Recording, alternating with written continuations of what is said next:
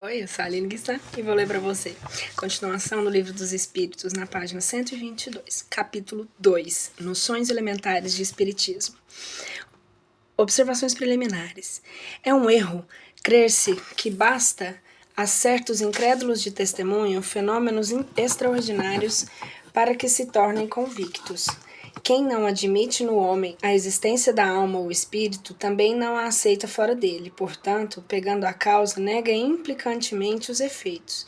Os contraditores se apresentam quase sempre com uma ideia pré-concebida que os devia de uma observação séria e imparcial, e levantam questões e objeções que é possível de responder-se logo, de modo completo, porque seria preciso fazer-se para cada um uma espécie de curso, retomando as coisas desde o princípio.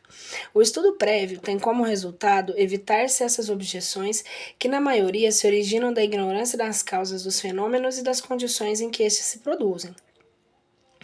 Quem não conhece o Espiritismo supõe que se podem produzir fenômenos espíritas como se faz uma experiência de física ou química. Daí a pretensão de sujeitá-los à sua vontade e recusa de se colocar nas condições necessárias para o poder observar.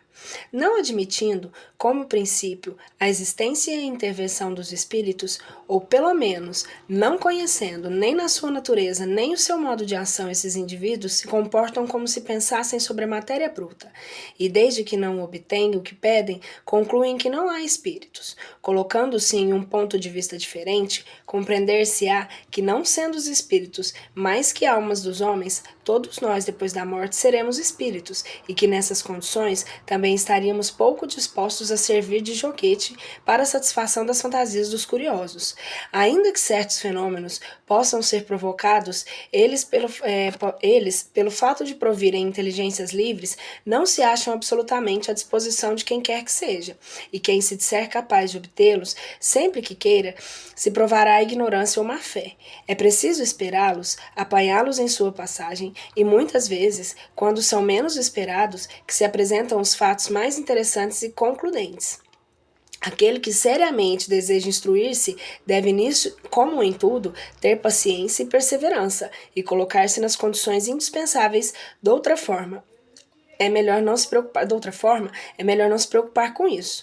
Nem sempre as reuniões que têm por objeto tratar de manifestações espíritas se acham em boas condições, seja para obter resultados satisfatórios, seja para produzir a convicção de algumas, não podemos deixar de convir os incrédulos saem menos convencidos do que o eram quando entraram, lançando em rosto aos que lhes falam do caráter sério do espiritismo, as coisas muitas vezes ridículas de que foram testemunhas. Nisso, não são eles mais lógicos que aqueles que pretendessem julgar de uma arte pelas primeiras provas de um aprendiz, e de uma pessoa pela sua caricatura, ou de tragédia pela paródia. O espiritismo também tem aprendizes, e quem quer esclarecer-se não deve colher ensinos de uma só fonte, porque só pelo exame e pela comparação se pode firmar um juízo.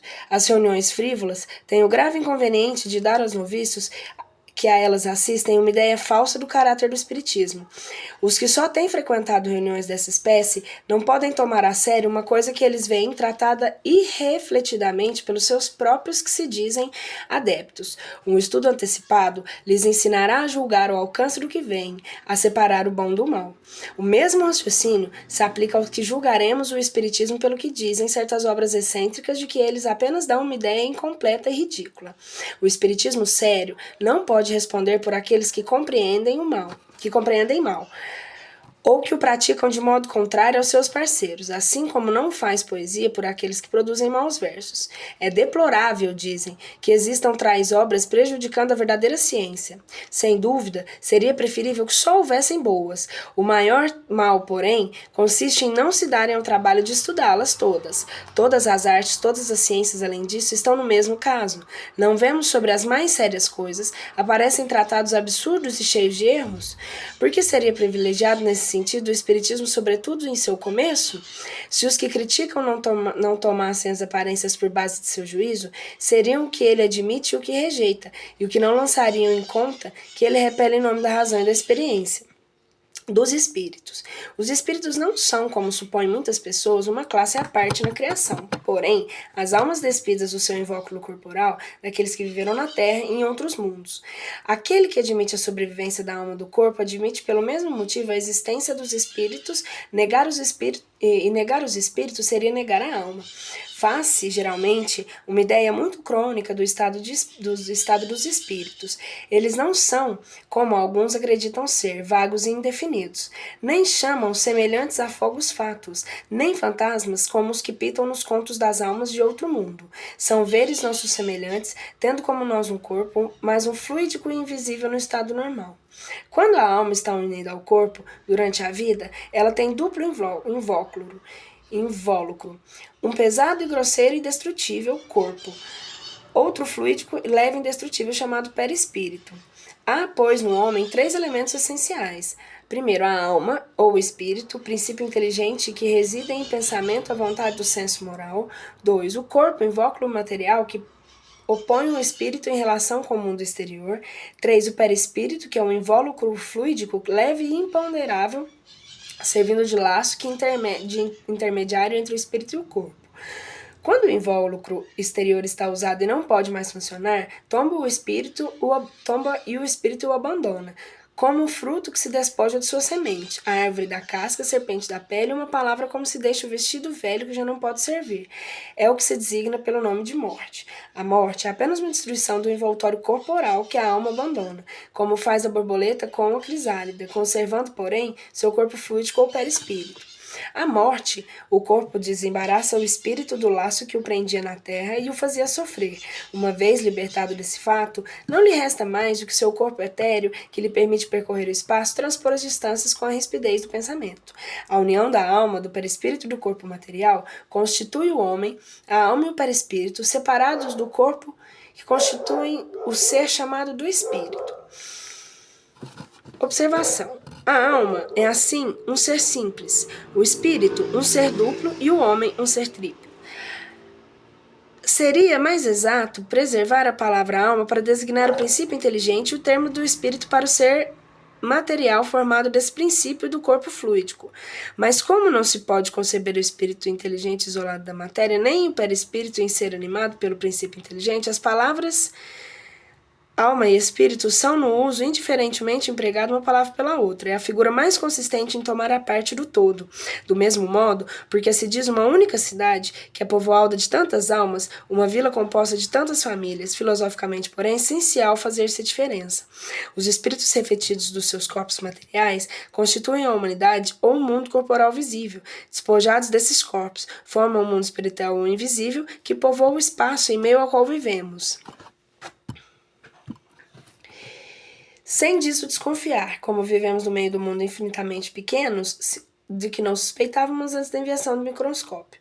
Os espíritos não são, portanto, entes abstratos, vagos e indefinidos, mas seres concretos e circunscritos, aos quais só falta serem visíveis para semelharem aos humanos. Donde segue que se em dado momento pudesse ser levado o véu em que nos esconde, eles formariam uma população cercando-nos por toda parte. Os espíritos possuem todas as percepções que tinham na Terra, porém, em grau mais alto, porque eles nas suas faculdades não estão amortecidas pela matéria. Eles têm sensações desconhecidas por nós, veem e ouvem coisas que os nossos sentidos limitados não permitem nem ver nem ouvir. Para eles não há obscuridade, executando-se aqueles que por punição se acham temporariamente nas trevas. Todos os nossos pensamentos neles se repercutem, e eles o leem como em um livro aberto, de modo que os podíamos esconder a alguém durante a vida terrena, não mais do que podemos depois da sua desencarnação. Ver no Livro dos Espíritos, questão 237.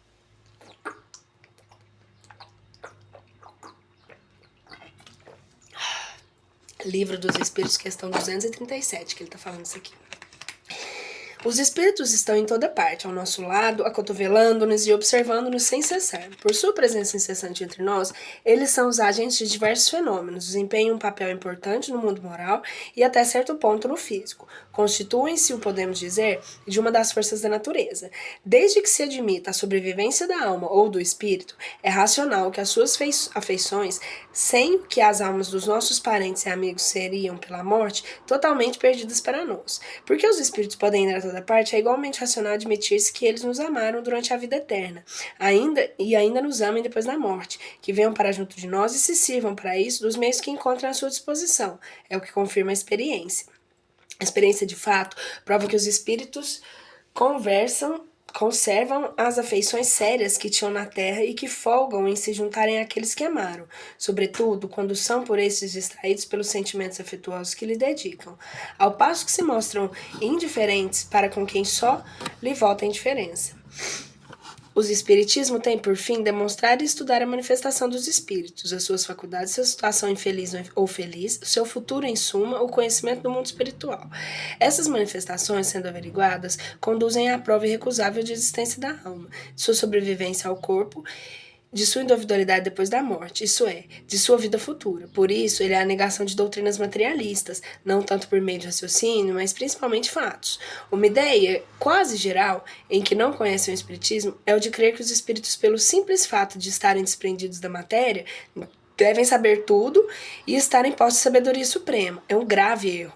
Não sendo mais que as almas dos homens, os espíritos não adquirem a perfeição logo que deixam o velório terrenal. Seu progresso só faz com o tempo, e não sendo paulatinamente que se despojam as suas imperfeições, que conquistam os conhecimentos que lhe faltam. Seria tão ilógico admitir que o espírito de um selvagem e de um criminoso se torne de repente sábio e virtuoso, como seria o contrário da justiça de Deus, supor que ele continue perpetuamente na inferioridade. Como há homens de todos os graus de saber e ignorância, bondade e malvadez, dá-se o mesmo com os espíritos. Alguns destes são apenas frívolos e travessos, outros são mentirosos, fraudulentos, hipócritas, maus e vingativos. Outros, pelo contrário, possuem as mais sublimes virtudes e o saber em grau desconhecido na Terra. Essa diversidade das qualidades dos espíritos é um dos pontos mais importantes a se considerar, por explicar que a natureza, boa ou má das comunicações que se recebem, é em distingui-los que devemos empregar todo o nosso cuidado. Ver o Livro dos Espíritos, questão 100, na Escala Espírita, o Livro dos Médiuns, capítulo 24. Comunicação com o mundo invisível. Sendo admitidas as existências, sobrevivência e individualidade da alma, o espírito reduz-se a uma só questão principal. Serão possíveis as comunicações entre as almas e os viventes? Essa possibilidade foi demonstrada pela experiência uma vez estabelecido o fato das relações entre o mundo visível e invisível, bem como conhecidos a natureza, o princípio e o modo dessas relações, abriu-se um novo campo à observação e encontrou-se a chave do grande número de problemas. Fazendo cessar a dúvida sobre o futuro, o espiritismo é um poderoso elemento de moralização. O que faz nascer na mente de muitas pessoas a dúvida sobre a possibilidade das comunicações de além-túmulo, a ideia falsa de que fazem do estado da alma depois da morte. Figuram-se a ela um sopro, uma fumaça, uma coisa vaga, apenas apreensível ao pensamento, que se evapora e vai e sabe-se lá para onde, mas para lugar tão distante que se recusa a compreender que ela possa tornar a terra. Se, ao contrário, ao considerarmos ainda unida a um corpo fluidico semimaterial, formado com ele um concerto individual, as suas relações como viventes nada têm de incompatível com a razão. Vivendo o mundo invisível, no meio do visível, com o qual está em contato perpétuo, dá-se em resultado uma incessante reação de cada um, dele sobre o outro, e bem assim demonstra que desde que houve problemas, houve também espíritos, e que se estes têm o poder de manifestar-se, deviam tê-lo feito em todas as épocas entre todos os povos.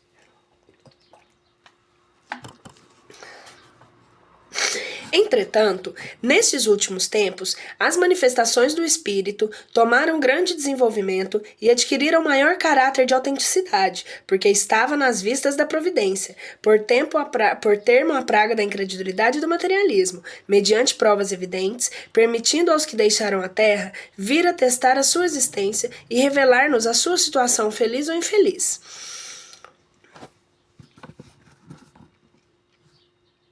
As relações entre os mundos visível e invisível podem ser ocultas ou patentes, espontâneas ou provocadas. Os espíritos atuam sobre os homens ocultamente, sugerindo-lhes pensamento e influenciando-os de modo perceptível por meio dos efeitos apreciáveis dos sentidos. As manifestações espontâneas se verificam inopinadamente e de improviso. Produzem-se muitas vezes entre as pessoas mais estranhas as ideias espíritas, as quais não têm meios de explicá-las. As atribuem às causas sobrenaturais. As que são provocadas dão-se por intermédio de certos indivíduos dotados para isso de faculdades especiais e designados pelo nome de médiuns.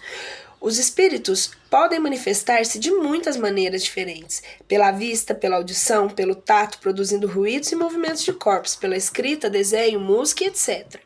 Às vezes, os espíritos se manifestam espontaneamente por pancadas e ruídos, e muitas vezes, um meio em que empregam para atestar a sua presença é chamar sobre si a atenção, tal como nós quando batemos para avisar que alguém está à porta. Alguns não se limitam a ruídos moderados, mas produzem bulhas ilimitando louças que se quebram, caindo portas que se abrem, fechando com estrondo, móveis lançados ao chão, e alguns chegam mesmo a causar uma perturbação real e verdadeiros estragos. Revista Espírita, maio de 1858. O Espírito Batedor de Bertzabern. Idem, agosto de 1858. O Espírito Batedor de Diebelsdorf. Idem, março de 1860, o padeiro Dipper, idem também em abril de 1860, fabricante de São Petersburgo, idem em agosto de 1860, o trapeiro da rua de Noyers. Ainda que invisível para nós, o estado normal, o espiritismo, é a estado etéreo. Em certos casos, o indivíduo pode fazê-lo sofrer uma espécie de modificação molecular, o que torna visível e mesmo legível, e é como é como se produzem as aparições, fenômenos que não é mais extraordinário do que o do vapor, que invisível, quando muito satisfeito, se torna visível por condensação. Os espíritos em que se tornam visíveis apresentam-se quase sempre com aparências que tinham em vida e que os podem tornar conhecidos. A vidência permanente geral de espíritos é muito rara, porém, as aparições isoladas são assaz, frequentes, sobretudo, ocasiões de morte. O espírito, quando deixa o corpo, parece ter pressa de ir ver seus parentes e amigos, como para diverti-los já não estar na terra e dizer-lhes que ainda vive. Se passarmos em revista de todas as nossas reminiscências, veremos quantos fatos autênticos dessa ordem, sem que o percebêssemos, convenientemente se deram conosco, não só de noite, durante o sono, senão também de dia, em completo estado de vigília. Outrora, consideravam tais fatos como sobrenaturais e maravilhosos, os atribuíam à magia e feitiçaria. Hoje, os incrédulos classificam como produto de imaginação. Desde que, porém, a ciência espírita nos forneceu meios de explicá-los, ficou sabendo como eles se produzem e que pertencem à classe de fenômenos naturais. Era por meio do perispírito que o espírito agia sobre o seu corpo quando vivo, e é ainda sobre esse mesmo fluido que ele se manifesta agindo sobre a matéria inerte, produzindo ruídos, movimentos de mesas e outros objetos que ele se levanta, derruba ou transporta. Esse fenômeno nada terá de surpreendente, se considerarmos que entre nós os mais poderosos motores se alimentam dos fluidos de maior refração, e mesmo dados imponderáveis como ar, vapor e eletricidade. É igualmente por meio do perispírito que o espírito faz os médiuns escreverem, falarem ou desenharem, não possuindo no corpo tangível para atuar ostensivamente. Quando ele quer se manifestar, o espírito serve do corpo do médium, de cujos órgãos se apossa, fazendo-os agir como se fossem seus, por um eflúvio com que ele se envolve e penetra. No fenômeno designado pelo nome de mesas girantes e falantes, é ainda o fenômeno meio que o espírito age sobre o móvel, seja fazendo-o mover significação determinada, seja produzindo golpes inteligentes, indicando as letras do alfabeto para formar as palavras e frases, fenômeno este designado pelo nome da tipologia. A mesa não é senão um instrumento de que ele não se serve, como faz com o lápis para escrever, dando-lhe vitalidade. As pessoas que presas de emoção, vendo manifestar-lhes um ser Querido, abraçam a mesa praticando um ato ridículo, porque é absolutamente o mesmo que abraçar a bengala do que servir ao indivíduo para bater. O mesmo podemos dizer relativamente àquelas que dirigem as palavras à mesa, como se o espírito achasse encerrado na madeira, ou se a madeira se tivesse tornado o espírito. Por ocasião das comunicações dessa ordem, o espírito não se acha na mesa, mas do lado do móvel, como faria se estivesse vivo, e aí o veríamos, se nessa ocasião ele pudesse tornar-se visível. Dá-se o mesmo com as comunicações por escrito. O espírito coloca-se ao lado do médium, dirigindo-lhe a mão, transmitindo-lhe seu pensamento por uma corrente fluídica. Quando a mesa se levanta do solo e permanece no ar, sem ponto de apoio, é como uma força braçal que o espírito a suspende, e sim pela ação de uma atmosfera fluídica que ele envolve e penetra. Fluidos que neutralizam o efeito da gravitação, como faz o ar com os balões e papagaios. Esse fluido, penetrando-lhe a mesa, dá-lhe momentaneamente maior leveza específica. Quando a mesa descansa no solo, acha-se em caso análogo ao de campânula pneumática em que se fez o vácuo. Simples comparações estas para mostrar a analogia dos efeitos, nunca uma absoluta semelhança das causas. Quando a mesa persegue alguém, não é o espírito que corre porque ele pode ficar tranquilamente em seu lugar e somente lhe dar por uma corrente fluídica o impulso preciso para que ela se mova, segundo a sua vontade. Nas pancadas em que se fazem ouvir na mesa, em outra parte qualquer, não é o espírito quem bate com a mão ou com algum objeto.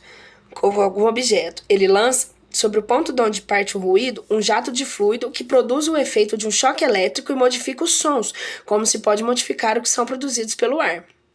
Assim, facilmente se compreende a possibilidade de um espírito erguer no ar uma pessoa, como levantar um móvel qualquer ou transportar um objeto de um lado para o outro, ou atirá-lo em qualquer parte. É só uma lei que regula tais fenômenos. Pelo pouco que dissemos, pôde-se ver que as manifestações espíritas de qualquer natureza nada têm de maravilhoso e sobrenatural. São fenômenos que se produzem em virtude da lei que rege as relações do mundo visível e invisível. Lei tão natural quanto as da eletricidade e da gravitação. O espiritismo é a ciência que nos faz conhecer essa lei, como a mecânica que nos ensina no movimento, a ótica da luz. Pertencendo à natureza, as manifestações espíritas se deram em todos os tempos. A lei que as dirige, uma vez conhecida, vem explicar grande número de problemas, julgados sem solução. Ela é a chave de uma multidão de fenômenos explorados e amplificados pela superstição. Afastado do prisma maravilhoso, nada mais apresentam esses fatos que repugnem a razão, pois, assim, passam a ocupar o seu lugar no meio dos outros fenômenos naturais. Nos tempos de ignorância, eram reputados os sobrenaturais todos os efeitos cuja causa não se conhecia, as descobertas da ciência. Porém, sucessivamente foram restringindo o círculo do maravilhoso, que o conhecimento da nova lei veio aniquilar. Aquele, pois, que causa o espiritismo ressuscitar o maravilhoso, provam só por isso que falam do que não conhecem. As manifestações do espírito são de duas naturezas, efeitos físicos e comunicações indigentes. Os primeiros são os fenômenos materiais ostensivos, tais como os movimentos, ruídos, transporte de objetos, outros que consideram a troca regular de pensamentos por meio de sinais da palavra, principalmente da escrita.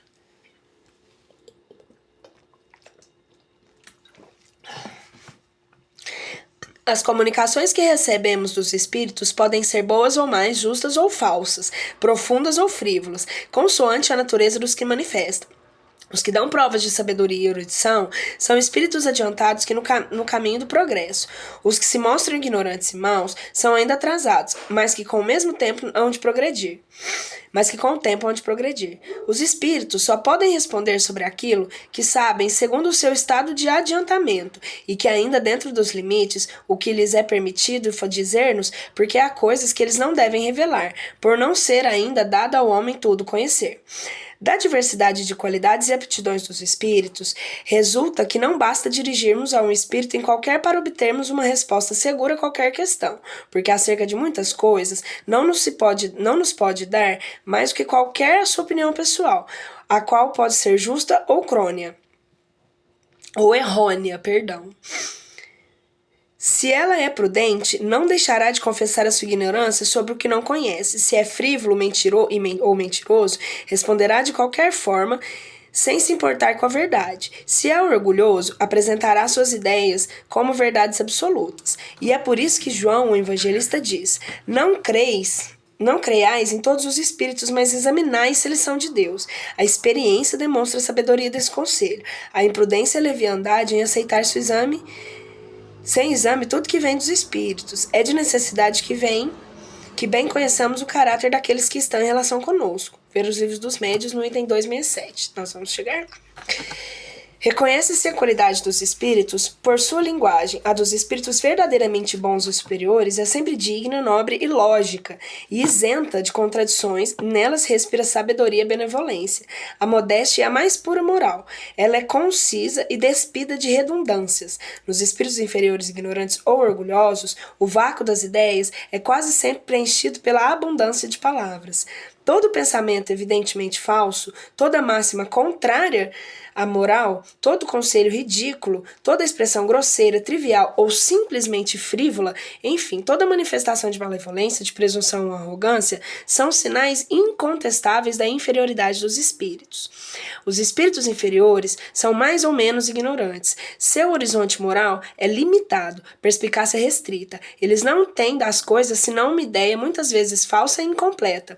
E, além disso, conservam-se ainda sobre o império dos prejuízos terrestres, que eles tomam às vezes por verdades. Por isso, são incapazes de resolver certas questões e podem induzir-nos em erro, voluntário ou involuntariamente, sobre aquilo que nem eles mesmos compreendem. Os espíritos inferiores não são todos, por isso essencialmente maus. Não são todos, por isso, essencialmente maus. Alguns há que são apenas ignorantes e levianos. Outros, pilhéricos, espirituosos e divertidos, sabendo manejar a sátira fina e mordaz. Ao lado desses, encontram-se no mundo espiritual, como na Terra, todos os gêneros de perversidade e todos os graus de superioridade intelectual e moral. Os espíritos superiores não se ocupam, senão, de comunicações inteligentes que nos instruam. As manifestações físicas e puramente materiais são mais especialmente obras dos espíritos inferiores, vulgarmente designados sob o nome de espíritos batedores. Como entre nós, as provas de grande força são executadas por saltimbancos e não por sábios. Devemos sempre estar calmos e concentrados quando entrarmos em comunicação com os espíritos. Nunca se deve perder a vista de que eles não são as almas dos homens e que é inconveniente fazer do seu trabalho um passatempo ou pretexto de divertimentos. Se lhes respeitamos os despojos mortais, maior respeito ainda nos devem merecer com os espíritos. As reuniões frívolas, sem objetivo sério, faltam a um dever. Os que as compõem esquecem-se de que o seu momento de um para o outro pode entrar no mundo dos espíritos e não ficarão satisfeitos se os tratarem com pouca atenção. As reuniões frívolas sem objetivo sério, vou repetir, As reuniões frívolas sem objetivo sério faltam a um dever. Os que as compõem esquecem-se de que um momento para outro podem entrar no mundo dos espíritos e ficarão satisfeitos se os tratarem com pouca atenção. Outro ponto igualmente essencial a considerar é que os espíritos são livres e só se comunicam quando querem, com quem lhes convém e quando as suas ocupações lhe o permitem, não estando às ordens e às mercês dos caprichos de quem quer que seja. A ninguém é dado fazê-lo manifestar-se, quando não o queiram, e nem dizer o que desejem calar, da sorte que ninguém pode afirmar que tal espírito há de responder ao seu apelo dado momento, ou que há de responder tal a tal pergunta que se lhe dirigir. Asseverar o contrário é demonstrar a ignorância dos princípios elementares do espiritismo. Só charlatanismo tem princípios infalíveis.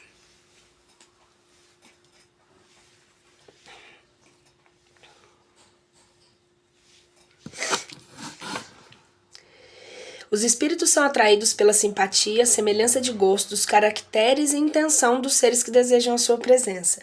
Os espíritos superiores não vão a reuniões fúteis, como um sábio da terra não vai a uma assembleia de rapazes levianos. O simples bom senso nos diz que isso não pode ser de outro modo, se acaso, porém, eles ainda mostram algumas vezes, e é somente com o fim de dar um conselho salutar, combater os vícios, reduzir ao bom caminho, de que eles iam se afastando. Então, se não forem atendidos, retiram-se. Forma juízo completamente errôneo aquele que crê que os espíritos sérios se prestem a responder a futilidades, a questões ociosas em que lhes manifeste pouca afeição, a falta de respeito e nenhum desejo de se instruir, e ainda menos que eles venham dar-se um espetáculo para desfatio dos curiosos. Vivos eles não o fariam, mortos também não o fazem. A frivolidade das reuniões se dá com resultado, atrai os espíritos levianos que só procuram uma ocasião de enganar e mistificar. Pelo mesmo motivo em que os homens graves e sérios não comparecem a assembleias de medíocres sem importância. de medíocre importância. Os espíritos sérios só comparecem às reuniões sérias, que têm por fim não a curiosidade, porém a instrução. É nessas assembleias em que os espíritos superiores dão ensinamentos. Do que procede, resulta toda reunião espírita para ser proveitosa. Deve-se, como condição primacial, ser séria em recolhimento, devendo aí proceder-se com respeito e religiosidade, dignamente, se quer obter o concurso habitual dos bons espíritos. Convém não esquecer que se esses mesmos espíritos aí tivessem apresentado quando encarnados, ter-se-ia a eles em todas as considerações a que, pois, desencarnados ainda têm mais direito. Em vão se alegra a utilidade de certas experiências curiosas, frívolas e divertidas para convencer os incrédulos, e é a resultado do contrário que se chega. O incrédulo, já propenso a esclarecer das mais sagradas crenças, não pode ver uma coisa séria naquilo que se zomba, nem pode respeitar o que não lhe é apresentado de modo respeitável. Por isso, retira-se sempre com a má impressão das reuniões fúteis e levianas, onde não encontram ordem, a gravidade e recolhimento. O que, sobretudo, pode convencê-lo é a prova da presença de seres cuja memória lhe é rara. É diante de suas palavras graves e solenes e de suas revelações íntimas que o vemos comover-se e empalidecer. Mas pelo fato mesmo de ele ter respeito, veneração e amor à vossa pessoa, cuja alma lhe apresenta, fica chocado e escandalizado ao vê-la mostrar-se em uma assembleia irreverente no meio de mesas que dançam e das gatimonhas dos espíritos brincalhões. Incrédulo como é, a sua consciência repele essa aliança do sério e do ridículo, do religioso com o profano, e por isso taxa tudo de charlatanismo e muitas vezes sai menos convicto do que entrou. As reuniões dessa natureza fazem sempre mais mal do que bem, porque afastam da doutrina o maior número de pessoas que a atraem, além de que prestam-se à crítica de detratores, assim que acham fundados há motivos para zombarias. Erra quem considera brinquedo as manifestações físicas, se não tem a importância do ensino filosófico, tem a sua utilidade no ponto de vista dos fenômenos, pois que são o alfabeto da ciência, da qual deram a chave. Ainda que menos necessária hoje, elas ainda concorrem para a convicção de algumas pessoas. De nenhum modo, porém, elas são incompatíveis com a ordem e a decência que deve haver nessas reuniões experimentais. Se sempre a praticassem convenientemente, convenceriam com mais facilidade, produziriam a todos os respeitos muito melhores resultados. Certas pessoas fazem uma ideia muito falsa das evocações. Algumas creem que elas considerem em fazer sair da tumba os mortos com todo o aparato lúgubre. O pouco que a respeito temos disso deverá dissipar tal erro. É só nos romances, nos contos fantásticos e as almas de outro mundo e no teatro em que aparecem mortos desencarnados saindo de seus sepulcros envoltos em sudário e fazendo chacoalhar os ossos. O espiritismo, que nunca fez milagres, não produz entre este e jamais pretendeu fazer reviver um corpo morto. Quanto o corpo está na tumba, não sairá mais dela, porém, o ser espiritual, fluídico e inteligente, aí não se acha com esse grosseiro invólucro, do qual se separou no momento da morte. E uma vez operada essa separação, nada mais há de comum entre eles. A crítica malévola apresentou as comunicações espíritas como mescladas pelas práticas ridículas e supersticiosas da magia e da rignomancia. Se esses homens que falam do espiritismo, sem conhecê-lo, se dessem ao trabalho de estudá-lo, teriam poupado esse desperdício de imaginação, que só servem para provar a ignorância ou a má vontade. As pessoas estranhas à ciência cumpre-nos dizer que para nos comunicarmos com os espíritos não há dias, horas e lugares mais propícios uns que os outros, e para evocá-los não existem formas nem palavras sacramentais ou cabalísticas, que não se precisa disso para preparação alguma nem de iniciação, e que o emprego de qualquer sinal ou objeto material, seja para atraí-los, seja para repeli-los, não exerce efeito algum, bastando só o pensamento, e finalmente que os médicos recebem as comunicações tão simples e naturalmente como se fossem ditadas por uma pessoa viva, sem que saiam do estado normal. Só o charlatanismo pode inventar o emprego de modos excêntricos e acessórios ridículos. Apelo aos espíritos, faça em nome de Deus, com respeito ao recolhimento, e a única coisa que se recomenda às pessoas sérias é que desejem entrar em relação com os espíritos sérios. Interessantíssimo isso aqui, ó. Não tem hora, não tem dia nem lugar, tem seriedade, concentração. É simples assim. Vamos voltar? Fim providencial das manifestações espíritas. O fim providencial das manifestações é convencer os incrédulos de que tudo para o homem não se acaba com a vida terrestre e dar aos crentes ideais mais justos sobre o futuro.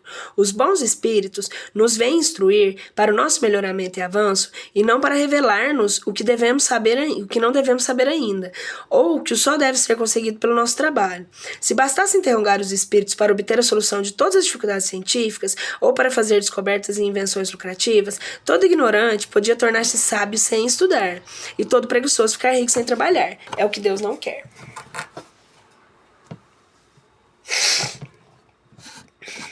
Os espíritos ajudam o homem de gênio pela inspiração oculta, mas não eximem do trabalho nem das investigações, a fim de lhe deixar o mérito. Faria ideia bem falsa dos espíritos quem neles quisesse ver auxiliares dos leitores de Buena Dicha. Buena Dicha é boa sorte. Eu sempre me perguntei isso desde o começo do livro, então fica isso. Quem chegou até aqui agora, a gente já sabe o que é Buena Dicha. Boa sorte.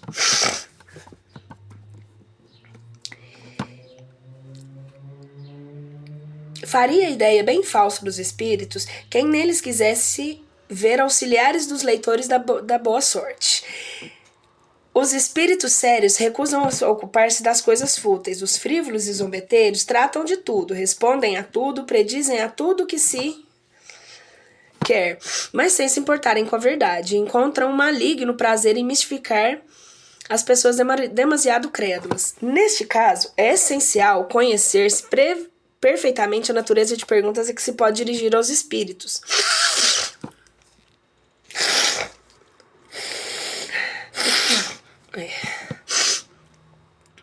Fora do terreno do que pode ajudar, não são, pois, destinadas a servir os interesses materiais. A sua utilidade está nas consequências morais a que delas dinamam. Não tivessem elas, porém, como resultado, senão fazer conhecer uma nova lei da natureza, demonstrar materialmente a existência da alma e a sua imortalidade. E já isso seria muito, porque era largo caminho novo aberto à filosofia. Dos médiuns. Os médiuns apresentam numerosíssimas variedades nas suas aptidões, o que os torna mais ou menos próprios para a obtenção de tal fenômeno ou de tal gênero de comunicação. Segundo essas aptidões, distinguimos-los por médiuns de efeitos físicos, de comunicações indigentes, videntes, falantes, auditivos, sensitivos, desenhadores, poliglotas, poetas, músicos, escreventes, etc. Sem o conhecimento das aptidões mediúnicas, o observador não pode achar a explicação de certas dificuldades ou de certas impossibilidades que se encontram na prática. Ver o Livro dos Médiuns, capítulo 16, item 185. Nós vamos chegar lá. Sempre vou lembrar disso. Os médiuns de efeitos físicos são mais particularmente aptos para provocar fenômenos materiais, como movimentos, pancadas, com o auxílio de mesas e outros objetos, quando esses fenômenos revelam um pensamento em que obedecem à vontade, são feitos inteligentes, que por isso mesmo denotam uma causa inteligente. É um dos modos por quais os espíritos se manifestam.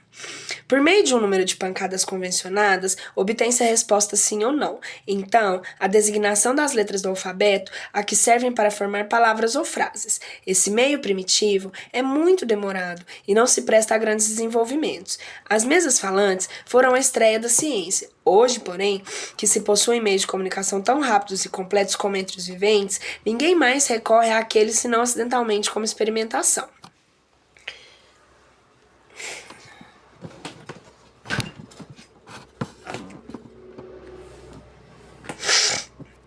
De todos os meios de comunicação, tão rápidos e completos como entre os que possuem meios entre os viventes, ninguém mais recorre àqueles, senão acidentalmente e como a experimentação. De todos os meios de comunicação, a escrita é ao mesmo tempo a mais simples, mais rápida, mais cômoda e que permite mais desenvolvimento. É também a faculdade em que se encontra mais frequentemente. Para obter a escrita, serviram-se no princípio de intermediários materiais, como cestinhas, pranchetas, muitas de um lápis. Ver Livro dos Médiuns, capítulo 13, itens 152 e seguintes. Chegaremos lá. Mais tarde, reconheceu-se a inutilidade desses acessórios e a possibilidade para os médiuns de escrever diretamente com a mão, como nas circunstâncias ordinárias. O médium escreve sob a influência dos espíritos que servem dele como um instrumento. Sua mão é arrastada por um movimento involuntário que o mais às vezes não pode dominar. Certos médiuns não têm a consciência alguma do que escrevem. Outros têm mais ou menos vaga, ainda quando o pensamento lhes seja estranho. É o que distingue os médiums mecânicos dos médiums intuitivos ou médicos semimecânicos. A ciência espírita explica o modo de transmissão do pensamento do espírito ao médium e o papel desse último nas comunicações. Ver o Livro dos Médiuns, capítulo 15, item 179 seguintes. Capítulo 19, item 223 seguintes. Chegaremos lá. O médium não tem mais do que a faculdade de se poder comunicar, mas a comunicação efetiva depende da vontade dos espíritos. Se estes não quiserem manifestar-se, aquele nada obterá. Será qual instrumento sem músico que o toque. Visto que os espíritos só se comunicam quando querem ou podem, não estão sujeitos ao capricho de ninguém. Nenhum médium tem o poder de forçá-lo a se apresentarem. Isso explica a intermitência da faculdade nos melhores médicos e as interrupções que sofrem, às vezes, durante muitos meses. Seria, pois, um erro comparar a mediunidade a uma propriedade do talento. O talento adquire-se pelo trabalho. Quem o possui é sempre dele Senhor.